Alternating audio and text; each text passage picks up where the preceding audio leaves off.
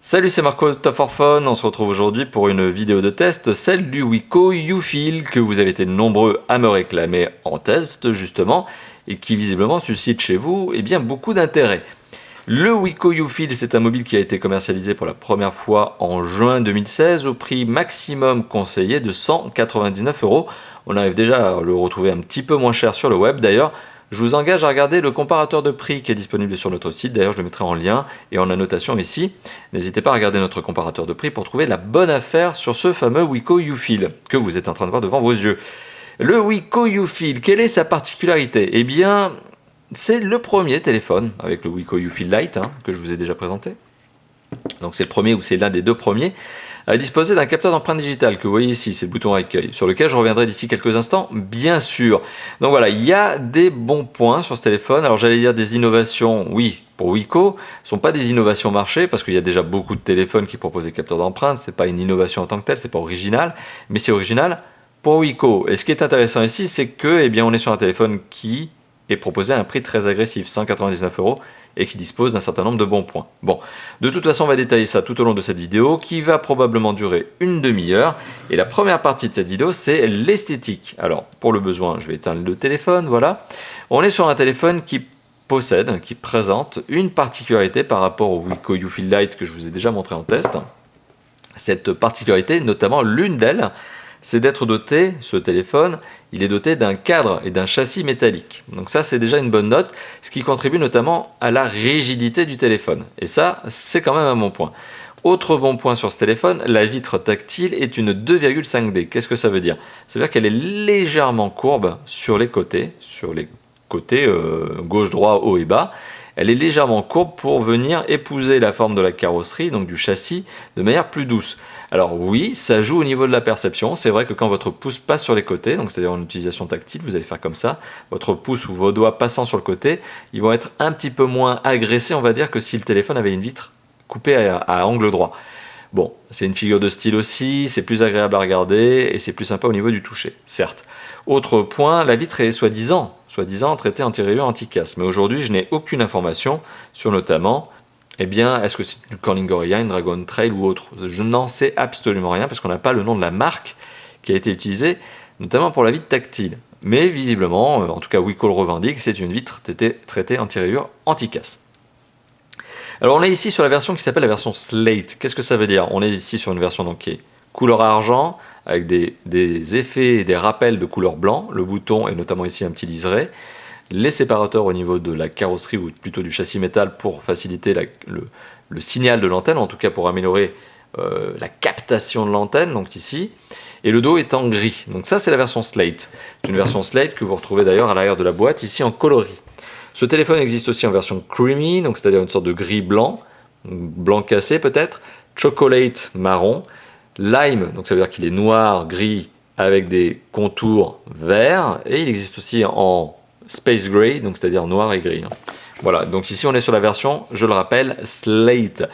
L'originalité de cette version Slate, c'est que notamment le bouton d'accueil, il est blanc. Bon, moi je suis pas très fan de cette note de style, mais enfin au moins l'avantage de cette version blanche, en tout cas de ce bouton blanc, c'est qu'il ressort vraiment bien au niveau de la carrosserie. Donc si vous êtes un peu paumé et que vous savez pas où placer votre doigt pour le capteur d'empreinte digitale, puisque c'est ce bouton là qui sert de capteur, au moins là comme ça vous le voyez immédiatement. Bon, je suis pas fan de ce côté coloré, mais ça plaira à certains, et puis les goûts et les couleurs, on ne discute pas de ça. Alors ce téléphone dispose d'une bonne prise en main. Tout simplement parce qu'il est doté d'un écran de 5 pouces. Bon, il n'est pas hyper optimisé au niveau de son encombrement, c'est-à-dire notamment au niveau des bordures, mais on est sur quelque chose qui se prend très bien en main. Il se prend d'autant mieux en main, et il est d'autant plus agréable à prendre en main que le dos du téléphone, ce cache-batterie, que je vais retirer d'ici quelques instants, est doté d'un revêtement légèrement doux au toucher. Ça fait un peu effet pierre ponce, un peu grès. Alors la marque dit que c'est du grès, pierre grès. D'autres diraient que c'est du jean. Enfin bon, c'est très doux au toucher, c'est très agréable et ça présente la particularité d'éviter d'être glissant au téléphone. Autre bon point, c'est que finalement les empreintes digitales ne se posent pas trop dessus. Donc à moins d'avoir les doigts hyper gras, normalement, vous ne devriez pas mettre trop d'empreintes digitales sur l'arrière de ce téléphone. Et ça encore, c'est une bonne note de plus. Voilà, donc comme quoi, rien qu'au niveau du design, on a déjà pas mal de bonnes petites choses. Autre bonne note, donc je vous l'ai dit, c'est la prise en main qui est tout à fait satisfaisante, même si vous êtes obligé de taper vos SMS à deux mains, faut pas vous faire d'illusions là-dessus, il y a un écran de 5 pouces. Et alors au niveau des dimensions, on est sur un téléphone qui fait 14,3 cm de long, qui fait 7 cm de large et qui fait 0,8 cm d'épaisseur, donc 8 mm d'épaisseur. Le tout pour un poids de 145 grammes, ce qui est dans la bonne norme. Voilà, il n'y a rien de très étonnant à dire à ce niveau-là.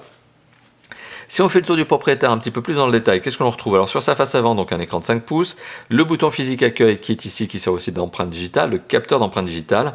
Les 3 touches sont des touches sensitives intégrées à l'écran, ce qui à mon sens est un peu dommage parce que j'aurais préféré les voir un petit peu à la mode Samsung, intégrées de part et d'autre du bouton physique. Le bouton physique sert aussi d'accueil, ce qui est un petit peu étonnant, puisque finalement là je vais dans une application, accueil, et là j'ai aussi mon raccourci sensitif accueil. Donc c'est un peu dommage, voilà, moi j'aurais préféré voir ces deux boutons tactiles, enfin sensitifs pardon, pas tactiles, bah, pour le coup c'est des tactiles puisqu'ils sont intégrés à l'écran. J'aurais préféré les voir en sensitif, c'est-à-dire décalés juste ici à côté du bouton, c'est pas le cas. Est-ce qu'il y a une contrainte de design? Est-ce qu'il y a une contrainte technique? Est-ce qu'il y a une contrainte de brevet peut-être? Est-ce que Samsung a breveté ça? J'en sais rien du tout. Enfin quoi qu'il en soit, voilà, les boutons sont sensitifs, ils sont pas tactiles. Pour moi c'est un petit peu dommage, mais après on s'y fait vite, hein. Il y a un petit coup à prendre. Au début on a envie d'appuyer ici et ici, mais au bout de quelques jours d'utilisation, on se rend compte que c'est là qu'il faut appuyer. Voilà, ça revient, l'instinct revient. Bon, sur sa face avant on retrouve également un écouteur, un capteur photo ici, et son flash LED, sur lequel je reviendrai, et du capteur de luminosité et de proximité. Sur le côté droit du mobile, on retrouve ici un bouton on-off très bien placé, pas de jeu dans les éléments, et un bouton de contrôle de volume plus-moins ici, pareil, très bien placé, pas de jeu dans les éléments.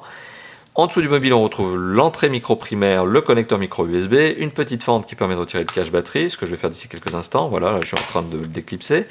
Sur le côté gauche, strictement rien, et sur le dessus, on retrouve le jack 3.5 qui présente la particularité d'être un petit peu placé dans l'angle, mais je vous rassure, ça n'agresse pas le doigt, comme quoi la découpe finalement est bien faite. À l'arrière du mobile, on retrouve le marquage Wiko, le flash LED qui accompagne le capteur photo, lequel lui aussi est entouré en blanc, vous le voyez, sur cette version Slate. D'ailleurs, je crois que de mémoire, toutes les versions ont cet anneau blanc, oui c'est ça. Toutes les versions ont cette même note de style, c'est-à-dire le capteur photo entouré d'un anneau blanc. Voilà, et d'ailleurs le capteur photo, encore petite parenthèse, il forme une légère excroissance à l'arrière du mobile. Alors forcément, vous connaissez le coup classique, hein. Quand vous faites ça, le téléphone devient bancal. Est-ce qu'on tape les SMS de cette manière-là? Je ne suis pas convaincu. Autre note, le haut-parleur se situe ici, il a une petite note de style aussi, en arrondi, avec un petit picot, que l'on distingue à peine là, juste au-dessus, qui est censé permettre au téléphone de se décoller justement quand il est posé dos dos contre une table, pour éviter d'avoir un son trop étouffé au niveau du haut-parleur. Dans la réalité, ça ne marche strictement pas, ça ne marche jamais. Alors le cache batterie, si on l'enlève, pas de grande difficulté pour l'enlever, pas de grande difficulté pour le remettre, et par contre, une fois qu'il est en place, vous pouvez vous rassurer, il ne bouge plus. Le haut-parleur, on le retrouve ici, donc ça c'est la grille que je vous montrais tout à l'heure, donc elle masque ce haut-parleur là. On retrouve à l'intérieur de ce téléphone 3 choses. Ici l'emplacement de la micro SD, jusqu'à 64 Go de mémoire supplémentaire. Ici l'emplacement de la carte SIM 1, carte SIM 2, et les deux sont au format mini. Voilà, donc, pardon, micro, mais pas mini, micro et micro. Voilà, autre note, alors pour le coup qui est une note négative, la batterie, vous la voyez, elle est bien là, et elle est malheureusement figée, c'est-à-dire qu'elle est scellée à l'intérieur du téléphone, notamment avec ce sticker.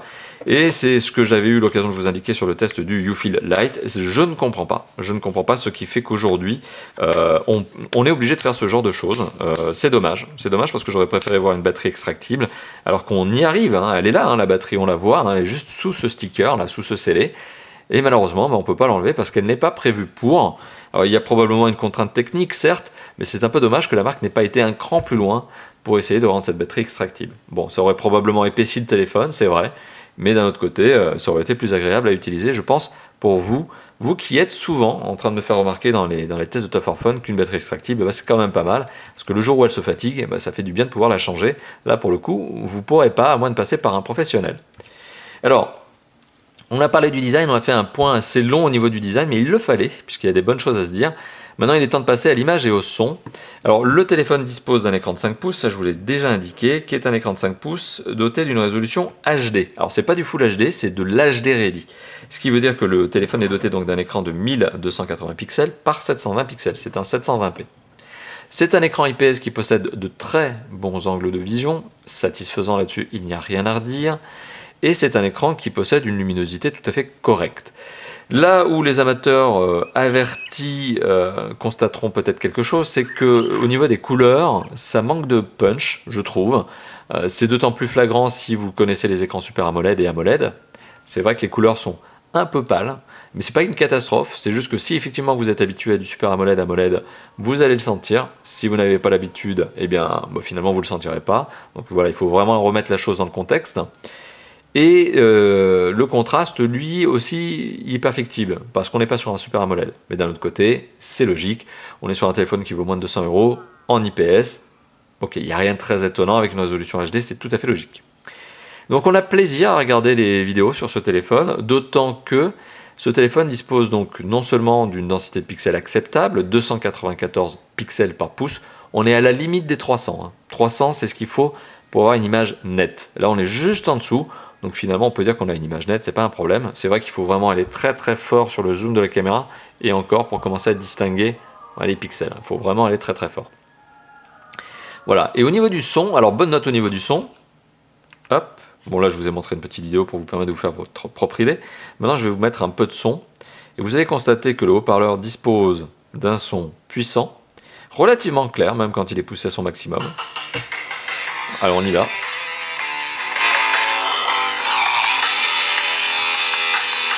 Donc là vous le comprenez, je suis en train d'étouffer le son pour vous montrer d'où il vient. Donc il vient bien de sous mon index. Voilà. Et le son, vous le comprenez, il est puissant. Mais par contre, comme je suis en train de vous le montrer, si vous posez le téléphone sur une table, le son, il devient étouffé.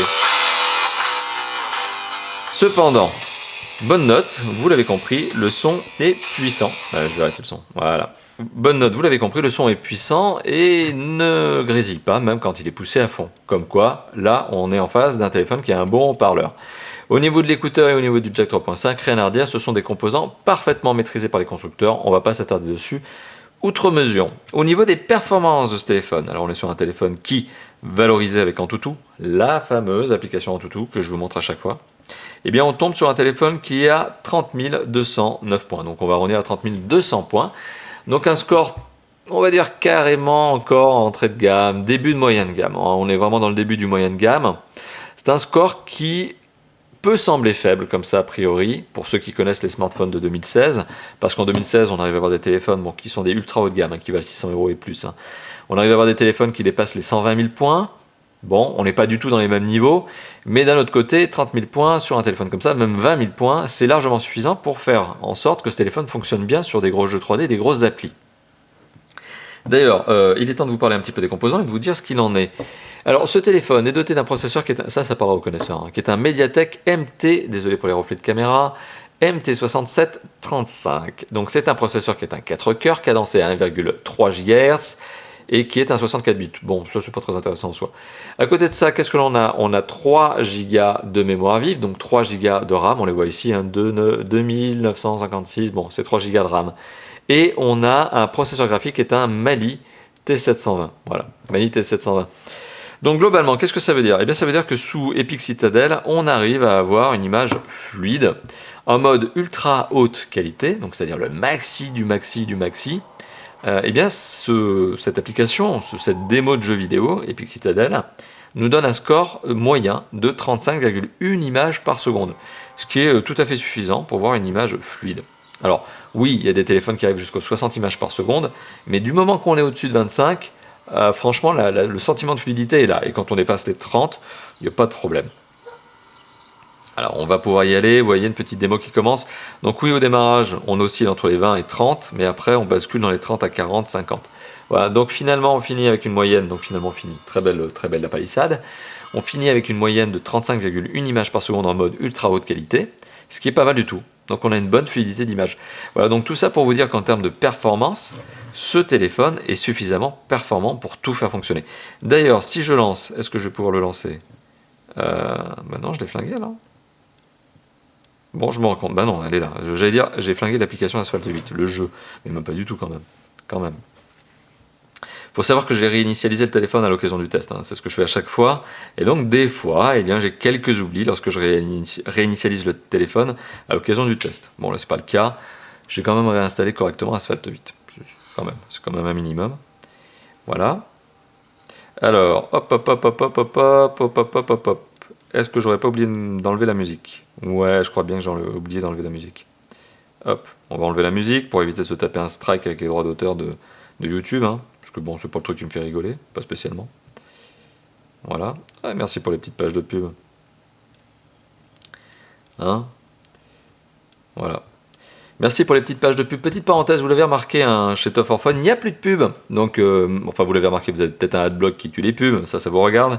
Enfin, quoi qu'il en soit, on a décidé, et ça fait déjà plusieurs semaines, plusieurs mois, on a décidé d'enlever les pubs de toutes les vidéos YouTube. De toutes nos vidéos YouTube. Donc, ce qui fait que finalement, quand vous êtes en train de regarder cette vidéo, vous l'avez peut-être remarqué, donc du coup, vous n'avez pas de pub, vous n'avez pas de pub au démarrage, vous n'avez pas de pub pendant la vidéo, ni à la fin, ni rien du tout.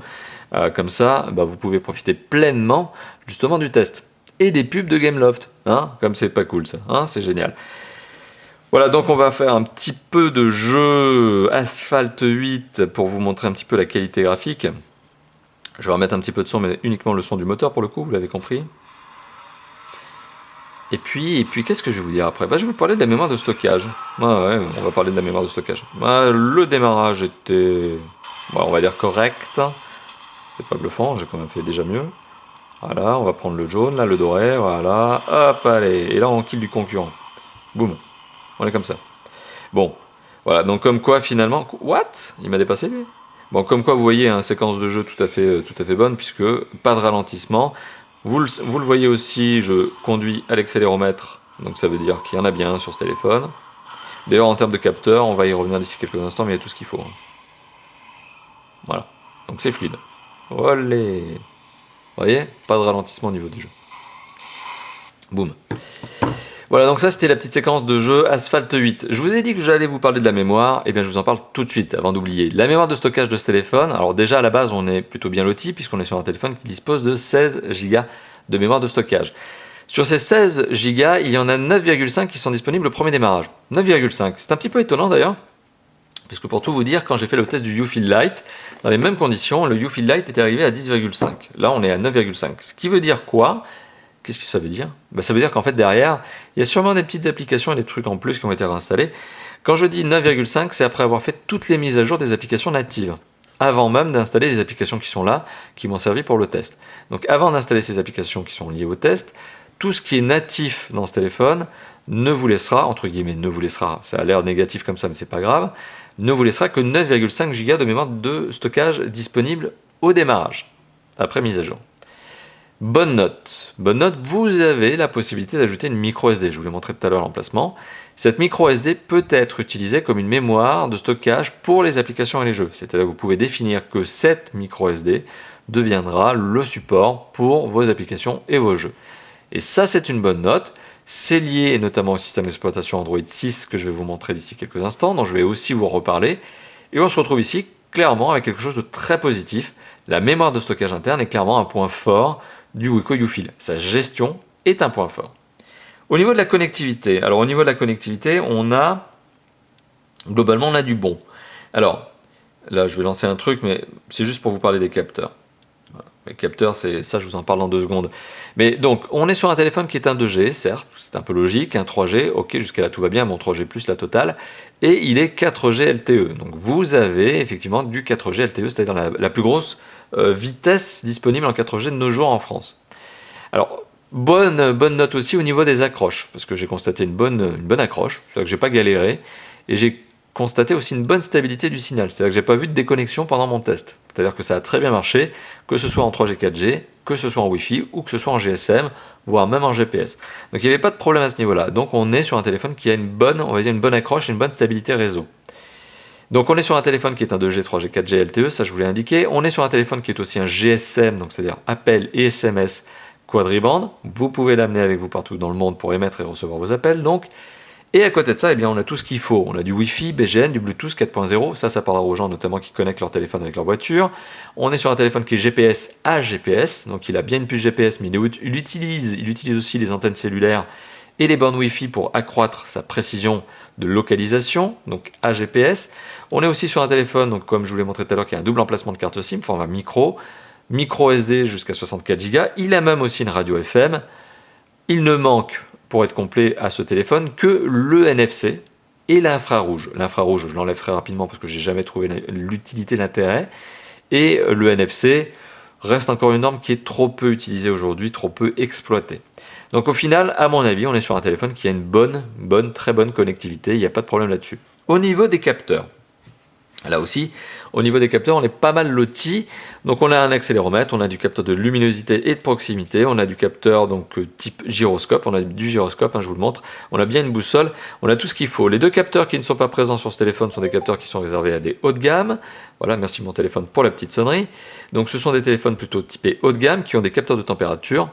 Bon, et même les hauts de gamme aujourd'hui, ils ont plus vraiment ce capteur.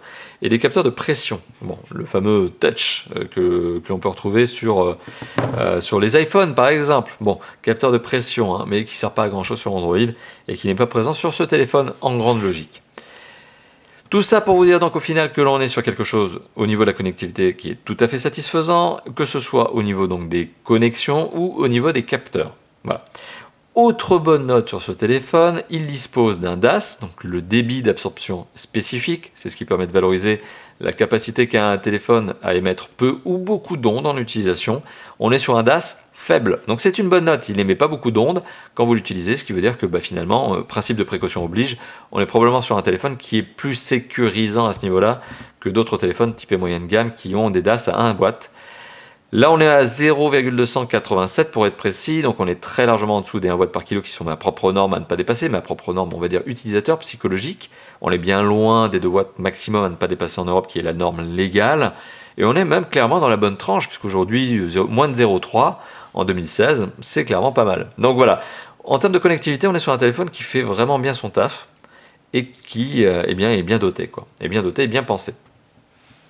Alors au niveau du système d'exploitation, il y a pas mal de choses à se dire, même si je vous les ai déjà indiquées dans d'autres tests de Wiko, puisque finalement ce téléphone possède la surcouche qui a déjà été déployée par Wiko sur de très nombreux téléphones sortis fin 2015, début 2016. Donc on est sur un téléphone qui, et on le voit, donc la première modification c'est l'esthétique, on a du fond d'écran, on a des icônes qui ont été retravaillées. La deuxième modification majeure au niveau de ce système d'exploitation qui est Android 6.0 comme je vais vous le montrer, c'est que tout est à plat, il n'y a pas de profondeur de menu, à tel point que le menu lui-même a été supprimé et a été remplacé par Wiko par un truc qui s'appelle Mes Apps. Donc finalement, pour retrouver la totalité de la liste de vos applications, vous avez deux choix, soit vous parcourez vos panneaux d'accueil, et vous êtes bien organisé, vous avez tout mis dans des dossiers comme il faut, soit vous allez dans Mes Apps et c'est classé par ordre alphabétique. Voilà. Donc ça, c'est une manière justement de retrouver un petit peu cette profondeur de menu qui est devenue absente parce que la surcouche de Wiko n'a pas voulu la mettre, n'a pas au contraire voulu la placer et a plutôt fait l'inverse, a plutôt killé justement la profondeur de menu, la profondeur de navigation. Donc on a de la modification design, on a de la modification ergonomique. On a aussi de l'ajout fonctionnel. Donc bien sûr, capteur d'empreinte digitale qui est géré par une fonction spécifique, retravaillée par Wiko, puisque c'est aussi en natif chez Android. Mais on a d'autres petites choses. On a notamment par exemple le Files Lock. Files Lock, qu'est-ce que c'est? Eh bien, c'est une sorte de répertoire qui vous permet de bloquer tout simplement vos fichiers, que ce soit des images, de la musique, de la vidéo ou des fichiers divers, Word, Excel, PDF, PowerPoint, ce que vous voulez. Vous pouvez les bloquer notamment avec ce Files Lock, c'est comme ça que ça s'appelle.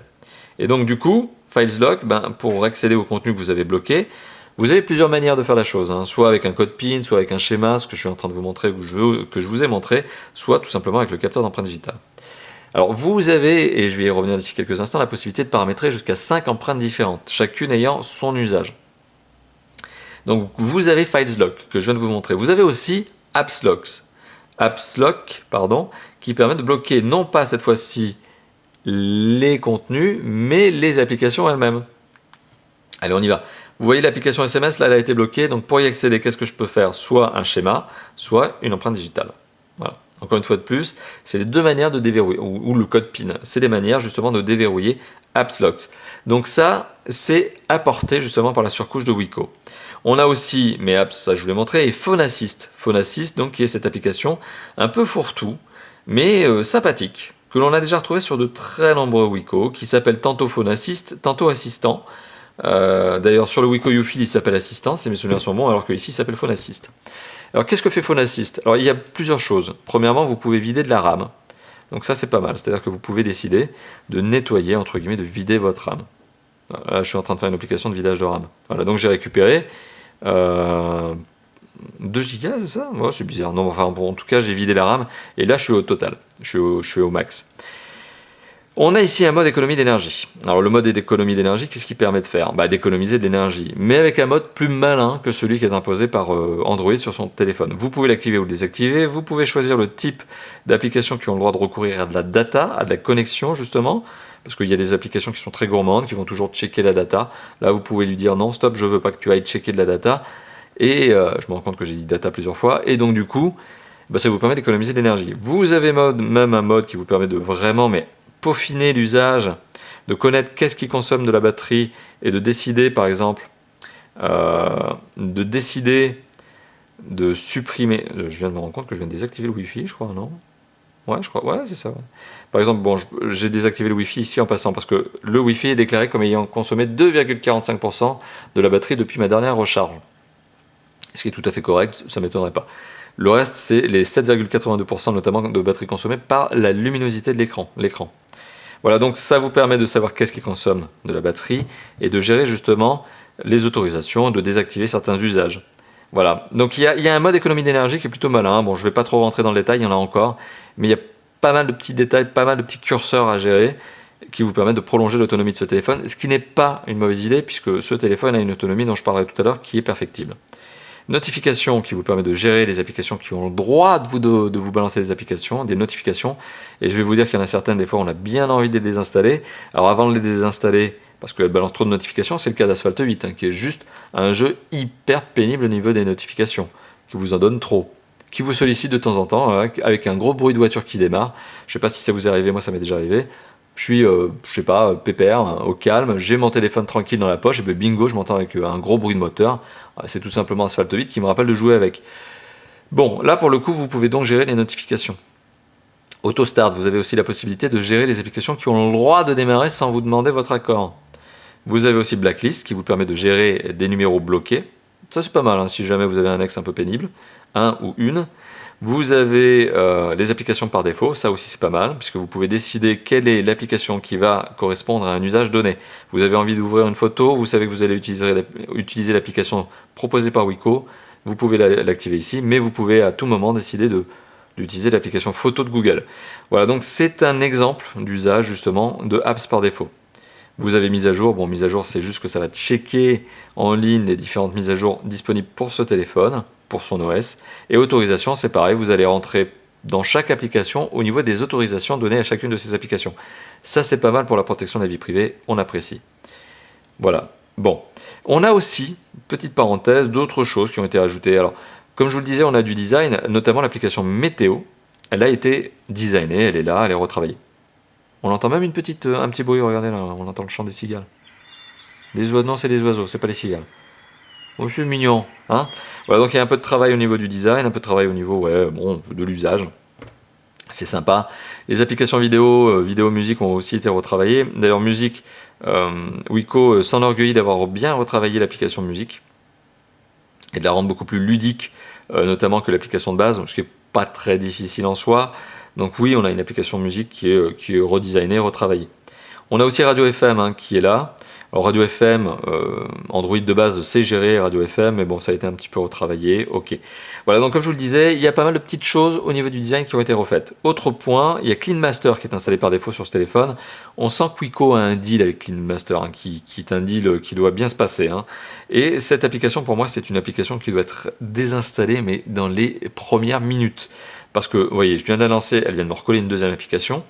Et c'est une application dont on soupçonne, sans avoir de preuves avérées aujourd'hui, mais dont on soupçonne qu'elle soit un adware.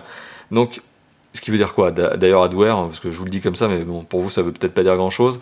Adware, c'est une application qui va vous coller de la pub, sans vous demander votre autorisation. Par exemple, sur le panneau d'accueil, bingo, on se tape une pub. Alors que, étonnamment, il n'y en avait pas avant. Donc, c'est possible, potentiellement, donc je ne peux pas m'engager là-dessus, mais Clean Master est potentiellement un adware. Donc, pour le coup, moi, la chose que je vous recommande, c'est vous la désinstaller de suite. Bonne note, vous pouvez le faire. Elle n'est pas figée, c'est une application native, mais elle n'est pas figée dans la mémoire du téléphone, vous pouvez la flinguer. Voilà. Donc, c'était pour vous parler un petit peu du système d'exploitation, un petit peu, on va dire longuement quand même, parce qu'il fallait s'attarder dessus. On va quand même vérifier, et je vais le faire devant vos yeux, qu'on est bien sur une version d'Android 6.0, on le voit ici. Hop, voilà, version Android 6.0, le temps de faire le focus avec la caméra. Et voilà, on est bien sur Android 6.0, voilà, avec le petit logo de Marshmallow. On a fait le tour donc de ce qui était le système d'exploitation et de la surcouche. Une surcouche qui est somme toute sympathique. Clairement, je trouve que Wiko a fait du bon boulot au niveau de sa surcouche. Ça en ajoute, sans trop en ajouter, sans tomber dans l'excès. Je me rends compte que je ne vous ai pas montré le capteur d'empreinte digitale, on va y aller.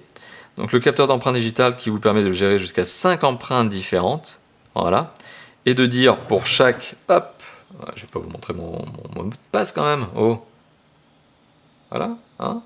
Pour chaque, hop, j'y arrive, voilà.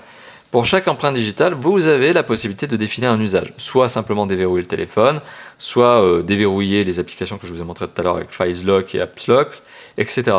Vous avez même la possibilité, par exemple, de dire que ce doigt, par exemple, vous allez prendre votre index, vous allez valider donc l'index comme étant une empreinte digitale dans ce téléphone. Vous pouvez dire que l'empreinte de votre index va servir, notamment quand le téléphone est bloqué, à déverrouiller le téléphone et à activer l'appareil photo. C'est une manière d'utiliser justement vos empreintes. Et vous pouvez faire ça 5 fois. Vous pouvez faire ça sur 5 empreintes différentes, lui donner soit l'autorisation simple de déverrouiller le téléphone, soit un usage, une fonctionnalité supplémentaire, qui peut être lancer une application ou lancer un appel. Et donc pour paramétrer une empreinte digitale, il n'y a rien de très compliqué, il suffit de passer son doigt plusieurs fois, de le décaler un petit peu à chaque fois pour permettre justement au téléphone d'avoir la couverture maximale au niveau de votre empreinte digitale. Voilà. Et puis quand vous avez fini, le téléphone vous dit d'accord, bah, tout va bien. Voilà. Là, je configure mon majeur, hein, pour le coup, désolé. Voilà, le téléphone me dit de faire attention. Voilà, donc j'ai bien le doigt 3 qui a été configuré, c'est celui-là. Et je vais vous montrer devant vous, hein, tout de suite, que je peux déverrouiller le téléphone avec. Voyez. Alors, de bonne note, bon point, mix des deux, hein, c'est que ce téléphone, vous voyez là, j'appuie n'importe comment, j'arrive pas à le déverrouiller. Autre bon point, vous l'avez vu, c'est que le déverrouillage est extrêmement rapide. Le capteur d'empreinte digitale marche très très bien et en plus il est extrêmement efficace. Vraiment très rapide, on est dans l'ordre de la demi-seconde. Voilà, donc on est sur un bon capteur d'empreinte digitale et ça mérite d'être souligné. Alors il est temps de passer à l'usage de ce téléphone et de vous dire ce que je pense de ce téléphone, mais sur l'aspect usage. Bon, ça veut dire ce que ça veut dire, est-ce qu'il fait des jeux 3D, bon, ok. Alors je ne vais pas m'attarder sur ce que je viens de vous dire. Jeux 3D, je vous l'ai montré tout à l'heure, je ne vais pas m'attarder sur le lecteur MP3, vidéo, photo, je ne vais pas m'attarder sur le fait que le téléphone est bien capable d'aller sur internet et de voir une page web. Bon, ça sont des usages assez standards aujourd'hui au niveau d'un smartphone. Par contre, il y a deux usages, sur lesquels j'ai envie de m'attarder. Primo, les capteurs, j'allais dire mais c'est les capteurs photo. Et deuxième, c'est la batterie. Alors au niveau des capteurs photo, le capteur dorsal est un 13 mégapixels. 13 mégapixels qui ne m'a pas surpris, puisque de toute façon je m'attendais à un niveau de qualité sympathique, et c'est le cas. Il ne m'a pas surpris parce que j'avais testé celui du YouFeel Lite, qui est un 8 mégapixels et qui marchait très bien. Le 13 mégapixels, pour la petite parenthèse, il marche tout aussi bien. Par contre, il marche pas mieux. Donc ça veut dire qu'il marche bien, c'est un bon capteur, il prend bien les photos, il fait des bonnes photos, il a un autofocus qui est efficace.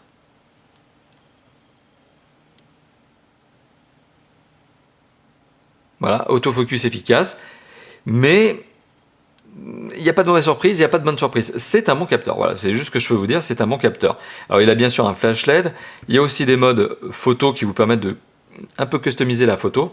Donc vous avez Face Beauty par exemple, qui vous permet de retravailler le grain de peau de la personne que vous prenez en photo.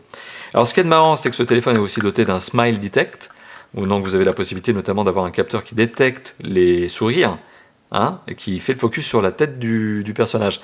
Alors pour le coup, là, je suis en train de prendre le personnage de Fallout, il a toujours la banane. Hein. Et donc du coup, le sourire, vous le voyez, hein. Le téléphone, il arrive à capter automatiquement la position du sourire. Voilà, donc c'est exactement la même chose si vous prenez quelqu'un qui a une bonne banane. Voilà, le téléphone va détecter le sourire, va détecter le visage et faire le focus sur le visage. Bon voilà, il y a pas mal de petites choses comme ça. Vous avez des modes HDR, etc. Vous pouvez aller loin au niveau du capteur photo dorsal. Au niveau du frontal, bonne note. Alors bonne note pour certains, pour moi c'est pas vraiment impératif. Je vais y arriver, hein, je vais arrêter d'appuyer n'importe où. Au niveau du capteur photo frontal, on est sur un 5 mégapixels qui lui aussi n'a pas été une surprise parce que je m'attendais à ce niveau de qualité. Pourquoi? Parce que j'avais testé le YouFeel Lite juste avant. Donc on se retrouve sur un capteur photo frontal qui est un très bon capteur photo frontal pour les selfies. Bon, il serait en dorsal, je dirais pas la même chose, je dirais pas que c'est un bon capteur. Mais comme il est en frontal, il faut vraiment mettre les choses en cohérence, il faut faire la relativité de la chose. Oh mon Dieu, qu'est-ce que je raconte? Faut vraiment faire attention aux choses, enfin bon, bien prendre le sens des choses. Le capteur photo frontal, c'est un 5 mégapixels, c'est bien pour un selfie. Ça prend des selfies corrects, même si on pourrait trouver qu'il manque un petit peu de netteté, c'est-à-dire que ça manque un petit peu de piqué au niveau de la photo. Malgré tout, la photo est tout à fait correcte, et vous avez aussi un flash LED que vous pouvez déclencher soit en automatique, soit en forcé, qui est ici, là, vous le voyez, il est là. Et là, vous allez prendre un coup de flash dans les yeux, faites attention. Voilà, hop. Donc, je suis pas fan, à titre personnel, du flash LED. Beaucoup d'utilisateurs se plaignent justement qu'ils veulent des flash LED sur les capteurs photo frontal, les selfies, etc. Ok. Moi, je vous donne mon sentiment. Quand on prend une photo avec un flash LED, vous le savez, le flash LED, il a tendance à balancer une bonne couche de lumière bien forte. Sur les smartphones, c'est pas réglé. Et du coup, vous allez prendre un bon coup de flash LED dans votre tête. Alors, ça va vous éblouir, ce qui n'est pas forcément agréable, mais ça, à la rigueur, on s'en moque parce que c'est court terme. Mais surtout, ça va rendre la photo très pâle. Et quand on sait que la distance maximale entre votre main, quand vous allez tendre le bras, et votre visage, ça va être à peu près 1 mètre, et bien le selfie, il va vraiment être pâle quand vous activez le mode flash LED. Parce que tout simplement, c'est mécanique, c'est normal. Le flash LED vous éclaire à courte portée, très fort, vous aurez le teint pâle. Voilà, donc après il faut rentrer dans les modes réglage de photo pour essayer de customiser la photo, etc. Bon, c'est faisable, mais personnellement je suis pas fan des flash LED sur les capteurs photo frontaux, et même dorsaux, je l'utilise jamais d'ailleurs pour tout vous dire. Je préfère stabiliser, ne pas bouger, prendre un temps d'ouverture lent, enfin bon. On va pas rentrer dans la photo, de toute façon ça serait l'objet d'un autre, ça pourrait être l'objet d'une autre vidéo, mais on va pas en parler ici. Donc on a parlé des capteurs photo qui sont tout à fait satisfaisants. Maintenant au niveau de l'autonomie, alors l'autonomie de ce téléphone, c'est assez bizarre, puisque sur la dernière génération de Wiko, je vais m'expliquer un petit peu là-dessus, notamment les Wiko de la gamme Y, qui sont les Sony, les Lenny 3, les Jerry, il y a le Robi aussi. Ces mobiles qui sont aussi dotés exactement du même système d'exploitation m'ont montré une consommation énergétique très élevée. Et j'ai imputé ça, sans avoir de preuves pour le moment, sur le système d'exploitation Android 6.0, qui doit peut-être, à mon avis, être gourmand. Il doit y avoir un truc qui se passe sur l'Android 6.0, des tâches de fond, il y a quelque chose qui fait que la batterie se consomme vite. Sur le Wiko YouFeel Lite que j'avais testé récemment, je vous avais indiqué que la consommation d'énergie était plutôt faible, plutôt bonne, et qu'on était en dessous des 20%. J'ai refait des tests sur le YouFeel Lite, et j'ai refait des tests sur le YouFeel tout court. Et sachant que les deux sont dotés des mêmes batteries, mêmes composants, on arrive finalement à une consommation énergétique entre 22 et 24%. Donc on est juste au-dessus de ce que j'avais détecté avant, qui était entre 18 et 20%.